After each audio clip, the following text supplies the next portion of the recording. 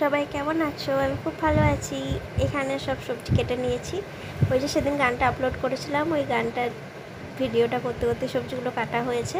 এখানে আমি মাছের ঝোল করব, তাই আলুটাকে একটা সিটি দিয়ে কুকারে সেদ্ধ করে নিয়েছি 90% মতো। তারপরে আমি এটাকে তেলে ভেজে নিচ্ছি। একটু উল্টে পাল্টে ভেজে নেব দুই দিকটাই। আর আলুগুলো যেহেতু সেদ্ধ আছে, তাই জন্য একটু সাবধানে করতে হবে, নইলে আলুগুলো ভেঙে যাওয়ার চান্স থাকে। তাড়াতাড়ি করা যায় না, আস্তে আস্তে করতে হয়, কিন্তু এটা ফাস্ট ফরওয়ার্ড করা আছে তাই তাড়াতাড়ি মনে হচ্ছে। ব্যাস, লাল লাল করে আলু ভাজা হয়ে গেছে, ঝোলের আলু। তারপর হবে ঝাল ঝাল ঝোল। আর এখন তেলটা এতটা তো মাছের এই সবজিতে বা মাছের ঝোলে লাগবে না, তাই আমি ওই তেলেই ভেজে নিচ্ছি পটল। আর শানটা এদিকে পটলগুলোকে উল্টো করে দিচ্ছিল। আমি বললাম ওইভাবে দিলে তেলটা পটল বেশি টানে, তাই প্রথমে খোসার দিকটা দিতে হয়, তারপর একটু সেদ্ধ হয়ে যাওয়ার পর উল্টোতে হয় পটলটা। তারপর ওই জন্য ও আবার এইদিকে করে করে দিচ্ছিল। আমি তো পাকা রাঁধুনি, ওই জন্য একটু জ্ঞান দিচ্ছিলাম। যাই হোক না, এটা সত্যি কথা, এটা মা শিখিয়েছে আমাকে, আমার মস্তিষ্ক প্রসূত না ব্যাপারটা। তারপর পটলগুলো এখানে ভাজা হয়ে গেছে। পটলগুলো ভাজা হয়ে যাওয়ার পর ওই তেল আমি করে নেবো ওই মাছের তেল দিয়ে লাল শাক আর আলু দিয়ে যে সবজিটা বানাবো সেটা। তেলটা অবশ্যই খানিকটা তুলে রেখেছিলাম, কারণ মাছের তেল থেকেই এত তেল বেরোয় যে এত তেলের প্রয়োজন হয় না। ওই তেলে আমি দিয়ে দিলাম। তেলটা তুলে রাখার পর কেটে রাখা পেঁয়াজ আর কাঁচা লঙ্কা, তারপর এটাকে আমি একটু ভাজা ভাজা করে নেব পেঁয়াজটাকে। আর এই মাছের তেলটা দেবো। শানটা আমাকে পাশ থেকে বলছিলো মাছের তেলটাও তো ভাজা হবে, তাহলে পেঁয়াজটা তো ততক্ষণে আরও ভাজা হয়ে যাবে, পেঁয়াজ তো বেরেস্তা হয়ে যাবে। আমি বললাম যে না, কিছুই হবে না, তুই শুধু দেখতে থাক। এইভাবে মাছের তেলটাকে তারপর ভাজতে শুরু করলাম। মাছের তেলটা ভালো করে পরিষ্কার করে ধুয়ে আর একটু লবণ আর অল্প একটু হলুদ দিয়েছিলাম। তেলটা ভাজা ভাজা হয়ে যেতে আমি ওর মধ্যে দিয়ে দিলাম লাল শাক আর কেটে রাখা আলুটা। এই সবজিটা দিয়ে মোটামুটি শুধু এই সবজিটা দিয়েই ভাত খাওয়া হয়ে যায়, এতই ভালো হয় খেতে। তোমরা কেউ কোনোদিন না বানালে অবশ্যই একটু বানাবে।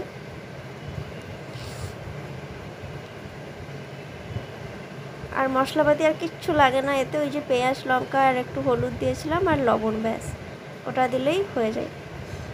আর এখানে যে তেলটা আমি তুলে রেখেছিলাম সেই তেলটাই আমি দিয়ে দিলাম মাছের ঝোলের জন্য। মাছের ঝোলে আমি পেঁয়াজ টেয়াজ কিছুই দেবো না, আদা বাটা আর জিরে বাটা দিয়ে করবো মাছের ঝোলটা। প্রথমে দিয়ে দিলাম একটু গোটা জিরে আর কাঁচা লঙ্কা। তারপর আমি একেবারে ওই আদা বাটা, জিরে বাটা, ধনে গুঁড়ো, জিরে গুঁড়ো, হলুদ গুঁড়ো, লঙ্কার গুঁড়ো সব দিয়ে একটা বাটিতে একটা মিক্সচার তৈরি করে রেখেছিলাম, সেটা দিয়ে দিলাম। তারপর মশলাটা কষতে থাকলাম। কষা হয়ে গেলে দিলাম টমেটোটা। টমেটোটা দেওয়ার পর আমি অল্প লবণ দিয়েছিলাম আর ওই বাটি ধোয়া একটু জল দিলাম, যাতে লেগে না যায় তলায়। আমি প্রথমেই দিয়ে দিলাম ওই যে ঝোলের জন্য যে ভেজে রাখা আলুগুলো সেগুলো। তারপর একটু এদিক ওদিক উল্টে পাল্টে ঝাঁকানাকা করে ভেজে নিলাম, ভেজে নিয়ে কষে নিলাম। তারপর পরিমাণ মতো জল দিলাম, আর জলটা ফুটে আসা মানেই ঝোল রেডি। তখন দিয়ে দেবো মাছটা, কারণ মাছের ফ্লেভারটা তো ঢুকতে হবে, তবে তো মাছের ঝোল। এটা হচ্ছে সব থেকে জায়ান্ট পিস ছিল ন্যাজা। শানটা ন্যাজা খাবে বলে ন্যাজা নিয়েছিল। আমি পেটি মানুষ, পেটি খাই, কারণ আমার এত কাঁটা ছাড়িয়ে খেতে আমি পারি না, আমার খুব কাঁটা লেগে যায় গলায়, এই জন্য আমি ছোটো মাছ খেতে পারি না, এটা আমার খুব সমস্যা। আর এদিকে মাছের তেলের সবজিটা একদম রেডি। কি দারুণ হয়েছে না দেখতে, আমার তো মানে ভয়েস ওভার দিতেও লোভ হচ্ছে। এই যে মাছের ঝোল আর মাছের তেলের সবজি। খেতে বসে হাফ খাওয়ার পর শানটার হঠাৎ মনে পড়লেই তুই তো খাবার ব্লগটা করিসনি, তো খাবার ব্লগ কর। মাঝপথেই ব্লগ শুরু হয়েছে আমাদের। সবাই একটু একটু করে খেয়ে নিয়েছি, কারণ খুব খিদে পেয়েছিল, তাই জন্য আর কিছু মনে পড়েনি।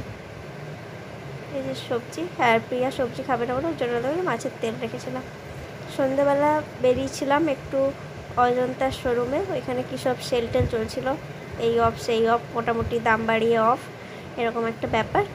যাই হোক, ওখানে গেলাম। এই যে তারপর ওখান থেকে মোটামুটি টুকটাক একটু তিনজনেই শপিং করেছিলাম, আমি, প্রিয়া আর শান্তা। আর পায়েল আর মমতা গিয়েছিল বাড়ি, ওরা নেই। পায়েল আগের দিন কিনে নিয়েছে জুতো অবশ্য একটা অজন্তা থেকে।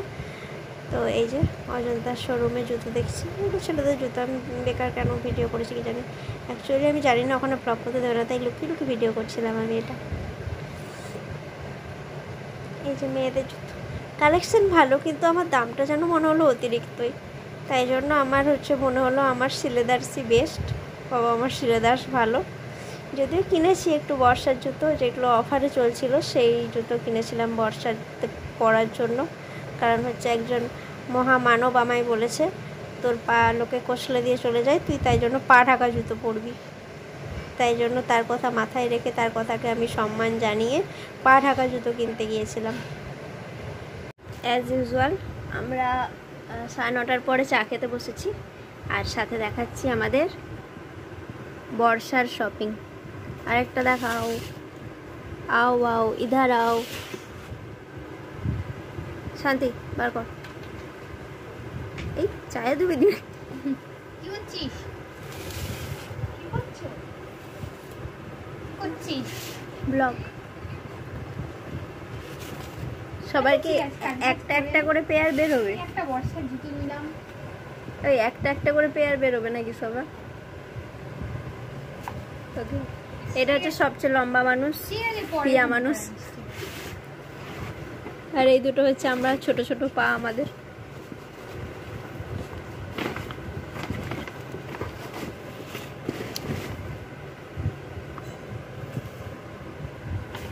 এটা হচ্ছে সান্টার, এটা হচ্ছে আমার, এটা হচ্ছে প্রিয়ার, এটা হচ্ছে বর্ষার জুতো ফ্রম অজন্তা। একটু তো স্পন্সরও করতে পারতো আমাকে।